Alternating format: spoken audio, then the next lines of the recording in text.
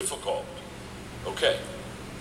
Then he says our God perspective increases, number 3, when we experience the work of God in our lives. In other words, when we see God help us through difficulties, it enlarges our God perspective. In other words, the more trials that you go through with God, and the more that you see God come through during those trials, the more that your perspective of God expands. You see, there are two kinds of people. There are people who see God in every issue, in every problem, and there are people who see every problem and never see God. But as you and I see God work in these lives, it begins to expand in a beautiful way. And this is what he says in verses 8, 9, and 16. Here's what he says.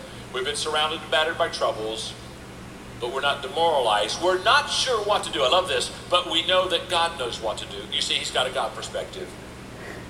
He's been there. He's done that with God. We've been spiritually terrorized, but God hasn't left our side. We've been thrown down, but we haven't been broken, so we're not giving up. What a great perspective. How could we? Even though on the outside it often looks like things are falling apart on us. On the inside, where God is making new life, not a day goes by without his unfolding grace. I love that passage of scripture. Paul says, even on the outside, as you watch me, it looks like everything is falling apart and my life is just in shambles. On the inside, he said, I want you to know that the inside's different. God is doing a work in my life, and God is unfolding his grace continually in my life, and there's a God work going on inside of me. And what Paul is basically saying is, what's happening on the outside and what is happening on the inside is not the same. Okay. Fasten your seat.